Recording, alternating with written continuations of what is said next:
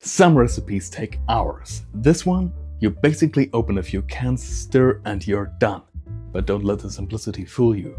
Ambrosia salad was one of the showstoppers of every mid-century gathering. Born in the early 20th century and beloved by the 50s, Ambrosia salad was a little taste of tropical paradise. No plane ticket required. Light as a cloud, sweet as a promise, and so pretty it practically made the jello jealous. Today, we're bringing back this vintage classic. Creamy, fruity, and dangerously easy to love. Welcome to Apaulos Diner. Hello my friends and fellow Apolonians, welcome back to Apaulos Diner. I'm your host Apollo Jupiter, and today we're making one of the easiest vintage dishes to ever grace a potluck table. It's light, it's sweet, and it's got just the right amount of kitsch in the best possible way. Let's get started! Time to build this bowl of greatness. To make a proper portion for a sociable 1950s potluck, enough for around 6 to 8 smaller servings, we start with the fluff. Because let's be honest, that's what makes Ambrosia salad so irresistible. The name Ambrosia comes from Greek mythology. It was the food of the gods. And honestly, once you taste it, that checks out. For a full batch, you'll need about 1 cup or around 240 grams of full-fat sour cream. Now, depending on where you live, this magical white stuff might go by a few names. In the US, it's just regular sour cream, full fat, not light, not pourable. In Germany, it would be Schmand. In Mexico, crema espesa. In France, creme épaisse. Wherever you are, make sure it has at least 20% fat and look for something thick, tangy, and spoonable. If it says light, put it back. This salad's not here to do sit-ups. We're after richness and body here, the kind that hugs the marshmallow instead of sliding off it. Speaking of which, now we add in 1.5 cups or about 70 to 80 grams of mini marshmallows. If you can find them, go for the pastel colored ones. They fit perfectly with that 1950s charm. They don't really taste different, but they absolutely look like something a soda jerk might have dropped into a milkshake, and that's perfect. Now let's give everything a gentle fold. The marshmallows will start to soften just a bit, turning that sour cream into a sweet, pillowy fluff, like dessert, pretending to be a side dish and totally getting away with it. Now if you want an extra fluffy twist, here's a little bonus tip. Swap out part of the sour cream for whipped cream. Just use half a cup or about 130 grams of sour cream and fold in half a cup or 120 milliliters of lightly whipped cream. That's about 1/4 cup or 60 milliliters of cream before whipping if you're starting from liquid.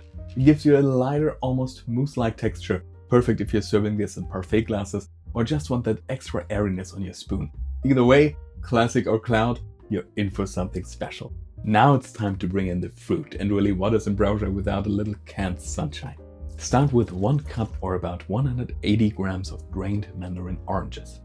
You want them bright and juicy, but not swimming, so make sure they're well drained.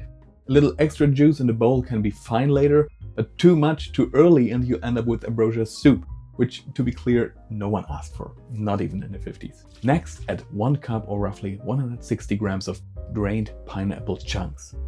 Bite-sized is key here. We want them to play nice with the other ingredients, not steal the spotlight. Then come the maraschino cherries. Half a cup or about 70 to 80 grams halved. Yes, they're sweet. Yes, they're artificial, but they're also completely essential. If Ambrosia salad had earrings, these would be it. Now we give it all a gentle fold. The goal is to coat everything in that pillowy fluff without mashing the fruit entirely. The mandarins are usually quite sensitive, so don't worry if a few of them break.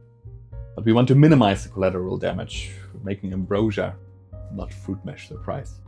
And just like that, you've got the heart of the dish. Fruity, creamy, and absolutely nostalgic. Now let's layer in some texture, because ambrosia isn't just about the fruit and fluff. It's also the little extras that give it character. Start with half a cup or about 45 grams of shredded coconut. Sweetened or unsweetened, that's totally up to your personal sweet tooth. Next, add 1/4 cup or about 30 grams of chopped pecans or walnuts for some extra crunch, because even the fluffiest salads need a little backbone. Then, if your base feels a bit too firm, you can stir in 1 to 2 teaspoons of mandarin juice to loosen things slightly. Just enough to give it that silky spoonability, but not so much that it gets watery. we're not making a smoothie mix.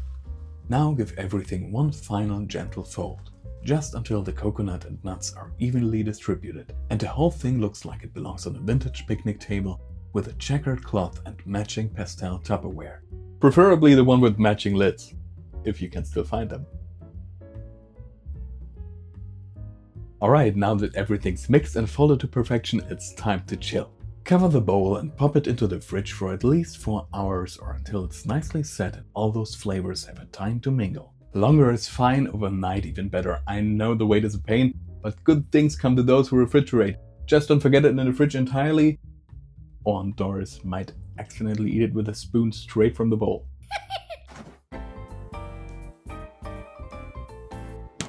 Now that all the ingredients have had a chance to get acquainted, we're nearly there. If you want to give it even more variety, now's a great time to add some banana. Right before serving, fold in half a ripe banana, sliced or chopped. Fresh, soft and just a little sweet, and by adding it now you keep it from turning your salad into a fruit puree. Now you can serve it straight from the bowl or go all in on the vintage flair. Spoon it into glass dessert cups, top with a cherry, maybe a sprig of mint and a few extra marshmallows or coconut flakes. Let it shine like the star of a 1950s garden party. Light, creamy, fruity and delightfully over the top, this ambrosia is a little time capsule in every bite.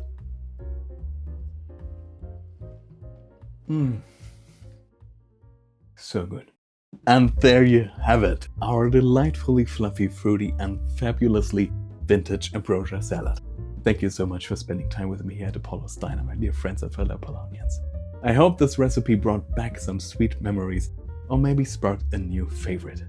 If you enjoyed the video, please give it a thumbs up, hype it up and subscribe. And feel free to share your own twist on Ambrosia in the comments below. I always love hearing how these classics live on in your kitchens.